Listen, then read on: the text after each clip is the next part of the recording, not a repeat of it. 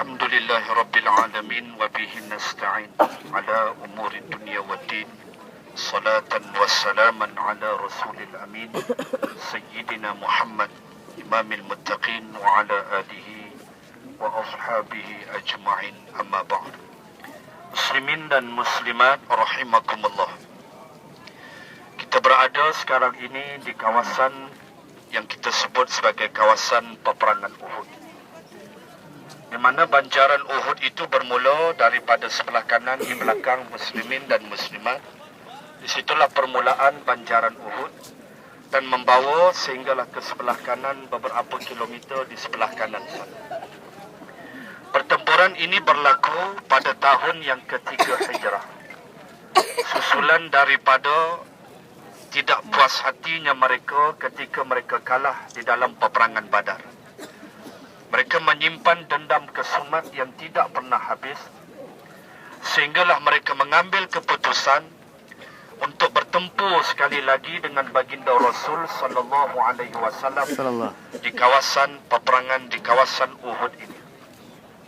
Baginda Rasul sallallahu alaihi wasallam ketika menerima berita daripada pasukan risiknya, Rasulullah telah memanggil Muhajirin dan Ansar untuk bermesyuarat, dan Rasulullah telah meminta pandangan mereka sama ada mahu mempertahankan Madinah di kawasan Madinah atau keluar bertemu musuh di luar Madinah. Maka pandangan majoriti ialah mahukan supaya Rasulullah dan para sahabat bergerak keluar meninggalkan Madinah dan bertempur dengan musuh di luar Madinah. Pandangan ini dilontarkan oleh majoriti para sahabat, terutamanya sahabat-sahabat Nabi yang tidak dapat menyertai perang Badar. Mereka rasa terkilan kerana tidak dapat mati syahid dalam perang Badar. Sedangkan pandangan Rasulullah adalah bertahan di bumi Madinah. Nabi mahu bertahan di bumi Madinah. Majoriti sahabat mahu keluar. Maka Rasulullah menerima pandangan majoriti. Kerana sesungguhnya bertahan di Madinah itu bukan wahyu Allah, hanya pandangan Nabi, pandangan peribadi Nabi. Kalau wahyu, Nabi tidak akan berganjak. Itu sikap Nabi. Maka Nabi menerima pandangan semua, majoritinya mahu keluar. Maka bersetujulah sahabat untuk keluar menuju ke tempat ini, dan Rasulullah pun masuk ke dalam bilik dan memakai baju besinya, baju perangnya, dan melilitkan serban di kepalanya. Tiba-tiba Sayyidina Umar jadi marahkan sahabat-sahabat yang minta Nabi supaya keluar sana, sedangkan Rasulullah mahu supaya bertahan di Madinah. Umar jadi marah, tidak puas hati dengan sebahagian sahabat yang hendak sangat keluar ke medan Uhud, sedangkan arahan Nabi ialah bertahan di Madinah. Itu pandangan Rasulullah. Namun apabila Umar menyatakan ini kepada Nabi, supaya Nabi meneruskan saja hasratnya bertahan di Madinah, tiba-tiba Rasulullah bersabda, "Wahai Umar, sesungguhnya seorang Rasul itu apabila dia telah memakai baju perangnya, maka dia tidak akan menanggalkannya." Demikian semangat Rasulullah. Maka semuanya bergerak dengan tentera yang pada asalnya hanyalah 1,000 orang tentera. 1,000 saja Nabi dapat himpunkan. Di tengah-tengah perjalanan, 300 daripada sahabat berpatah balik dan balik semula ke Madinah akibat dihasut oleh Abdullah bin Ubay, kepala munafik di Madinah, yang telah menakut-nakutkan sahabat. Nanti kalau kita mati, bini jadi janda. Nanti kalau kita mati, kebun tamar habis, siapa nak jaga? Ini sifat orang munafik. Maka 300 sahabat berpatah balik. Tinggallah 700 sahaja yang berhadapan dengan 3,000 tentera Abu Sufyan yang pada waktu itu masih belum menganut agama Allah. Maka bertempurlah dalam keadaan yang tidak seimbang. Maka baginda Rasul menempatkan 50 orang pasukan pemanah. Bukit yang kita tengok depan sekejap lagi, dia panggil Jabal Rumat, bukit pasukan pemanah. Di situlah Nabi meletakkan 50 sahabat Nabi kata, kalah ke kami di bawah, menang ke tidak, jangan turun, pertahankan bukit ini. Tetapi demikian ujian Allah Subhanahu wa ta'ala. Ketika di peringkat awal peperangan, Rasulullah mencapai kejayaan, bergelimpangan tentera-tentera mati dan banyak tinggal qibas, kambing, biri-biri dan sebagainya. Lalu sebahagian sahabat daripada bukit pasukan pemanah turun dan mengutip harta rampasan. Itulah kesalahan besar mereka, menyebabkan Khalid ibn Walid yang pada waktu itu masih kafir, yang menjadi sayap kanan kepada pihak musyrikin pada waktu itu. Sayap kanan Khalid, sayap kiri Ikrimah bin Abu Jahal. Ikrimah pun akhirnya memeluk Islam dalam perang Hunain. Selepas perang Hunain, Ikrimah memeluk Islam. Ini waktu dia kafir. Khalid melihat tentera pasukan pemanah turun, maka Khalid memintas daripada belakang. Jalan yang Khalid pintas itu sekarang dah jadi jalan raya.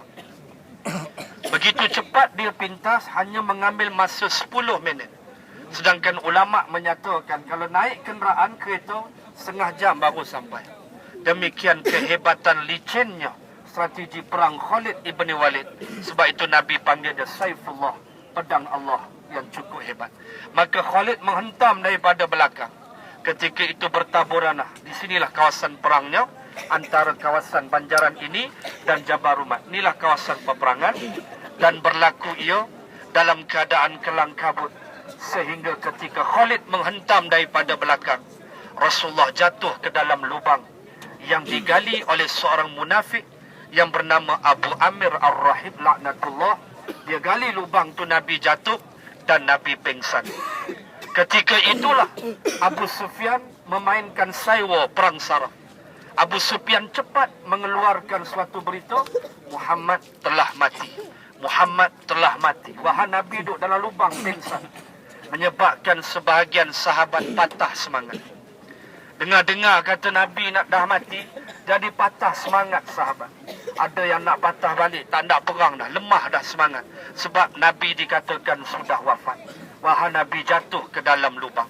Tiba-tiba seorang sahabat yang melihat Nabi di dalam lubang menariknya keluar. Dan dia menjadikan tubuhnya sebagai perisai daripada panahan musyrikin Makkah. Dan ketika itulah Rasulullah dibawa lari ke sebuah gua di kawasan Banjaran Uhud. Gua tu pun nak masuk, satu hal kena minta izin macam-macam. Surat lah, itulah, inilah. Banyak sangat kerenah dia. Ada kawasan gua di situ, dia panggil Gua Uhud. Di situlah Nabi dibawa lari dan dipapah dan diubat oleh Fatimah pada waktu itu, dalam keadaan luka yang berdarah.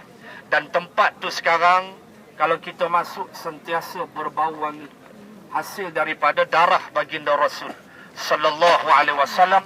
Dan ada satu batu tu dia lekuk, dalam tu ada satu batu lekuk. Khabarnya Nabi letak topi besi dia di situ dan jadi lekuk batu itu. Siapa ada rezeki besok kau pergi bila-bila, kau dapat keizinan, boleh pergi masuk dalam. Cuma nak panjat dia tu agak tinggi.